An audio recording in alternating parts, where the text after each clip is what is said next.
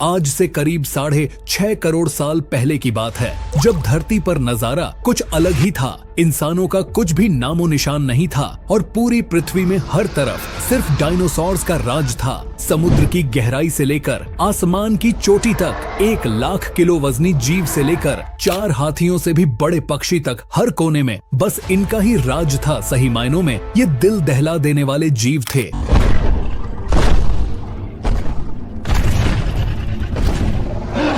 एक 170 मिलियन सालों से भी ज्यादा इन्होंने धरती पर राज्य किया, लेकिन फिर एक दिन एक ऐसी घटना होती है कि अचानक से ये जीव पूरी धरती से गायब हो जाते हैं। लेकिन ऐसा क्या हुआ कि सिर्फ चंद घंटों में इनका विनाश हो गया?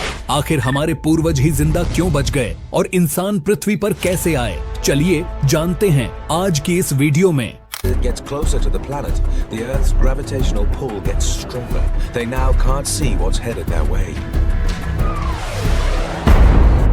समय में थोड़ा पीछे चलते हैं। ये है हमारी पृथ्वी। उस वक्त ऑक्सीजन ज्यादा होने की वजह से 30-35 माले की बिल्डिंग जितने ऊंचे पेड़ हर जगह दिखाई देते थे और इनमें रहते थे डायनासोर्स। ये है 8 मंजिला ऊंचा अर्जेंटीनोसोरस। एक दिन में ये कई जंगल चर जाते थे। उस वक्त पृथ्वी कुछ ऐसी दिखाई देती थी। ये है उस समय का रेगिस्तान जहाँ लाखों सालों से बरसात नहीं हुई। यहाँ भी इनका बोलबाला है। ये है हमारा भारत जो आज के एशिया की तरफ बढ़ रहा था। उस वक्त ये जमीन लावा से पूरी तरह भरी पड़ी थी और यहाँ पाए जाते थे राजासोरस। समुद्र का तो कुछ अलग ही मंजर है, जहाँ 8 बस जितने लंबे जीव से लेकर इंसान जितने बड़े केकड़े तक बसे हुए हैं। बाहर आकर देखो तो कई किलोमीटर तक फैले अमेरिकी रेगिस्तान में पाए जाते थे टाइटेनोसोरस।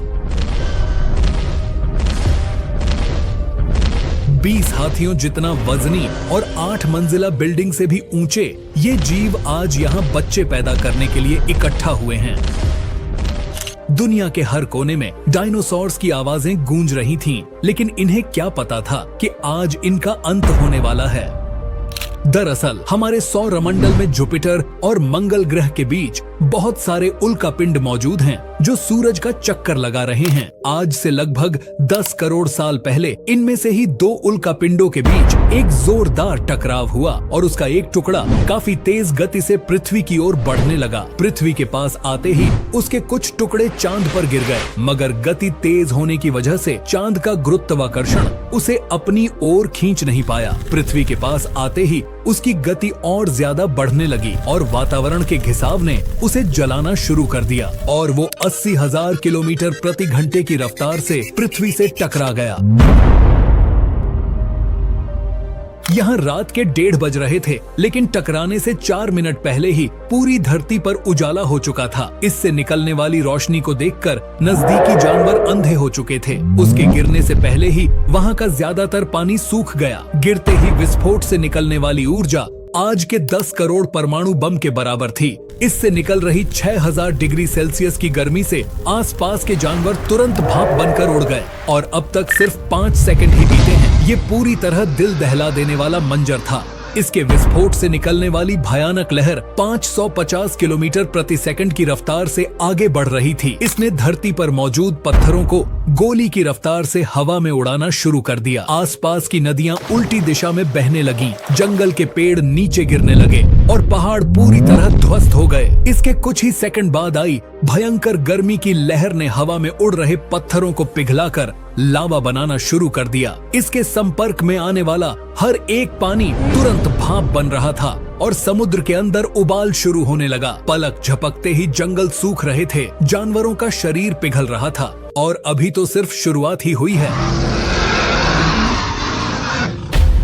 टकराव की वजह से हजारों टन मलबा अंतरिक्ष में पहुंच चुका था, जो गुरुत्वाकर्षण के कारण पृथ्वी के चारों ओर फैलकर धरती पर गिरने लगा। उनमें भी आग लग रही थी और जहां ये गिर रहे थे वहां कई किलोमीटर दूर दूर तक केवल विनाश हो रहा था। इस टकराव ने पृथ्वी को भी अंदर से पूरी तरह हिलाकर रख दिया था, जिससे कुछ ही सेकंड में धरती पर भूकंप आना शुरू हो गया। भूकंप की तीव्रता काफी ज्यादा थी, इसलिए समुद्र का पानी जमीन में बैठी रेत से मिलने लगा, जिससे पानी में मौजूद सभी जीवों को घुटन होने लगी। और अभी केवल 5 मिनट ही बीते हैं और बाहर जानवरों में भगदड़ मच चुकी है। घटना स्थल पर पैदा हुई गर्मी और धूल तेजी से आगे बढ़ रही थी। इस तूफान के बीच आने वाले कई हजारों टन वजनी जानवर और पेड़ हवा में उड़ रहे थे। कुछ ही समय में ये तूफान अफ्रीका तक पहुंचा, जिससे वहां के चूने के रेगिस्तान वातावरण में मिलने लगे और बादल जहरीले होने शुरू हो गए। इसके पीछे इस टकराव ने समुद्र के पानी को बादलों से भी ऊंचा उठा दिया था, जिस वजह से गर्म पानी की भयंकर सुनामी आ रही थी और 5 घंटे के अंदर ही पूरी पृथ्वी धूल से ढक गई।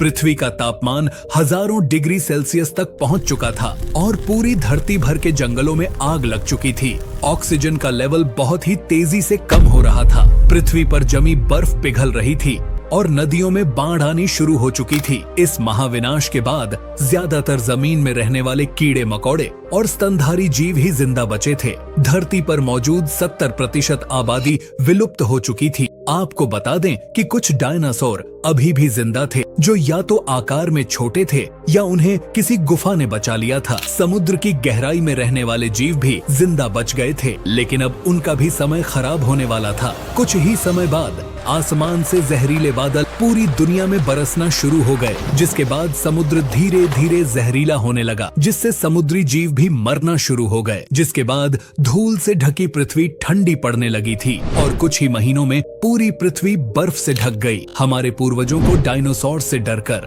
कुछ भी खाकर, कम ऑक्सीजन के बावजूद भी कई महीनों तक जमीन में रहने की आदत थी।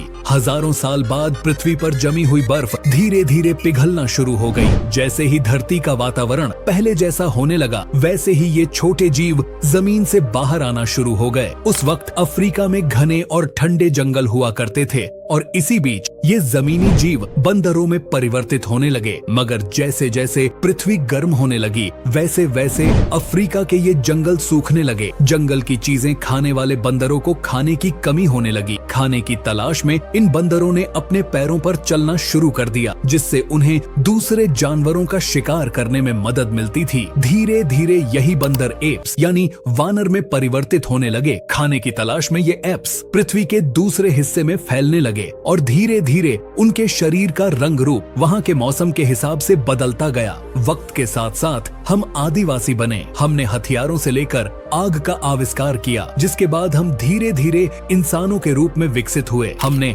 धर्म से लेकर परिवार, भाषा और संस्कृति का निर्माण किया और जैसे जैसे समय गुजरता गया, वैसे वैसे हम विकसित होते चले गए और आज हम इस पृथ्वी की सबसे विकसित प्रजाति बन चुके हैं। दोस्तों, आज की इस वीडियो में बस इतना ही जानकारी पसंद आई हो तो वीडियो को लाइक करके चैनल को सब्सक्राइब कर लीजिए। मिलते हैं एक और नई इंटरेस्टिंग और इंफॉर्मेटिव वीडियो में।